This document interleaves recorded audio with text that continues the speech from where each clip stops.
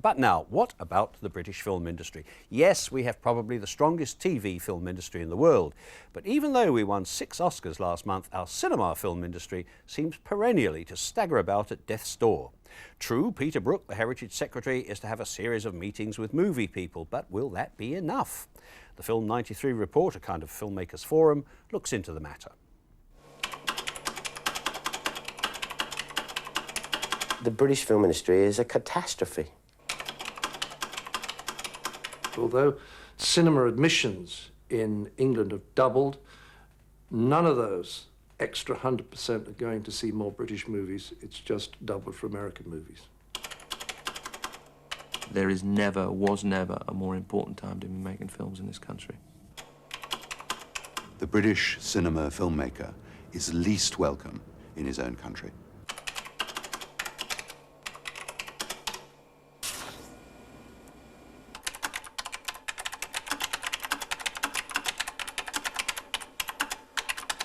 It's been a complete mystery to me that so much extraordinary talent, writing talent, acting talent, directorial talent, the finest technicians in the world without a doubt, and yet no film industry, you know.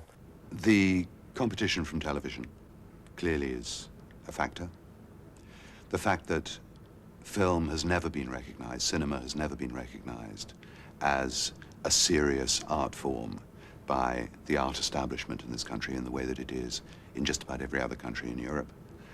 And quite clearly also the fact that we share a language with the Americans, which makes us particularly vulnerable to, call it, cultural colonization.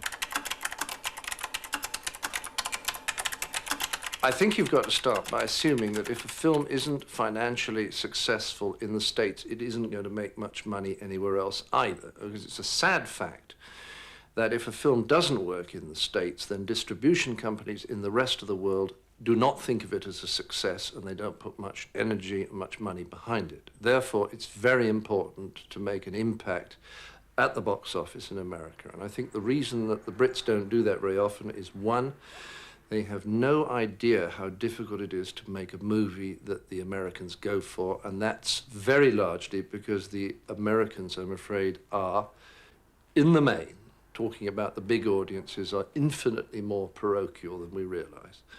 And secondly, even if you have made a film that works for the Americans, it's much, much harder to market it than anyone realizes. You know, if you create great universal characters that are funny and engaging and touch people, you'll make something that will play everywhere.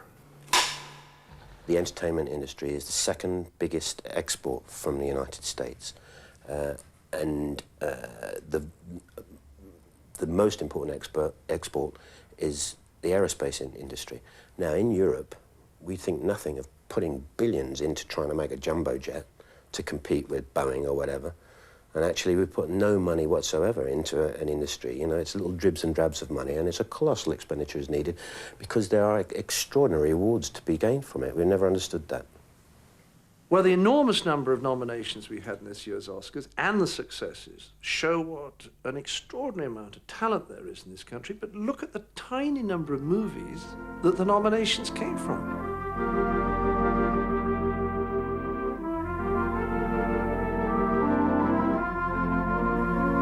Take one. One important development is that all film and broadcasting interests are now looked after by one ministry, the Department of National Heritage, and that's tremendously important.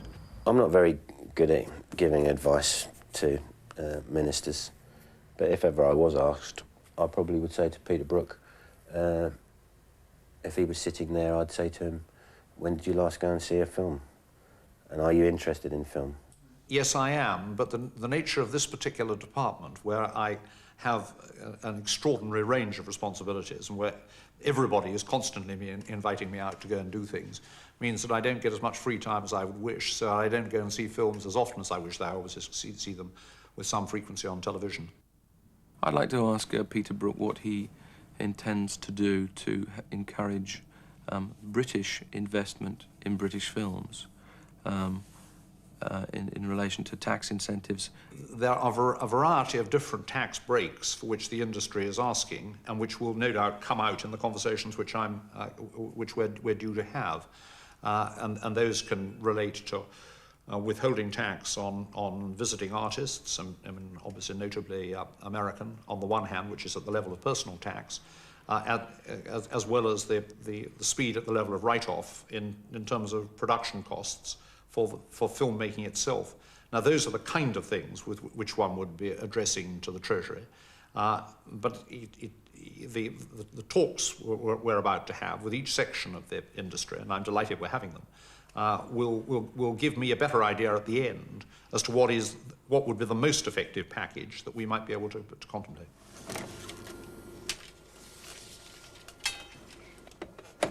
I think colossal investment is required, and all government can do is to encourage that investment, whatever it is, by any kind of incentive, because the rewards are quite extraordinary, especially as the whole world and the whole media is changing in the next 10 years. What is arse paralysing is when is the continuing mourn and lament for the British film industry. I think we have to define what we think a British film industry should be, and then, you know, get on and do it.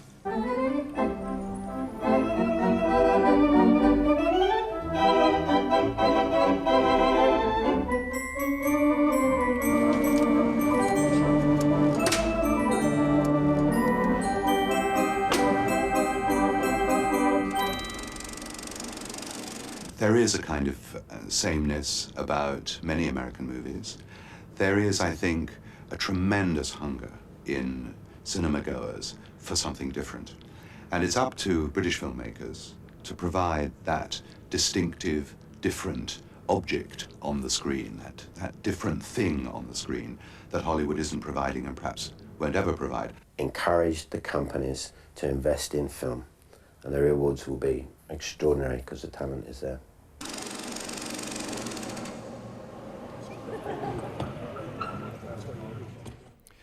You know, as Simon Perry said only today, Britain makes fewer than 30 feature films a year, and yet 8 have been selected for next month's Cannes Festival. Now, is that encouraging or simply even more frustrating?